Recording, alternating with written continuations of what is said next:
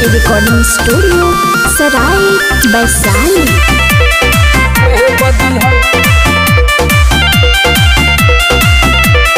एक संगे होई जाई दू गो परीक्षा कदी ना कुबुल एगो लइकन के इच्छा माई ए माई एक संगे होई जाई दू गो परीक्षा कदी ना कुबुल एगो लइकन के इच्छा जवन सही जति होए ओके मेल कदी हो सरस्वती माई असो एगो खेल कदी हो दिल तुरे वाली लइकिन के फेल कदी हो सरस्वती माई असो एगो खेल कदी हो दिल तुरे वाली लइकिन के फेल कदी हो फेल कदी हो फेल कदी हो।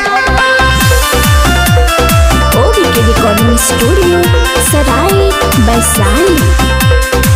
यदि के नामे करेली बाया पारी सीधा होला लइका लो मान लेला प्यारी करेली उ तो खेलवार सुन प्यार से मारेली प्रेमी के यही के मार से माई ए माई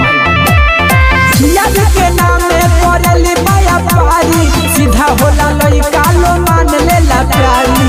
करेली उ तो खेलवार सुन प्यार से मारेली प्रेमी के यही के मार से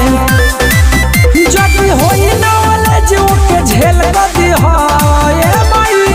सरस्वती माई असो एगो खेल कदी हो दिल दूरे वाली लइकिन के फेल कदी हो सरस्वती माई असो एगो खेल कदी हो दिल दूरे वाली लइकिन के फेल कदी हो फेल कदी हो फेल कदी हो। ओबी के रिकॉर्डिंग स्टूडियो सराय वैशाली।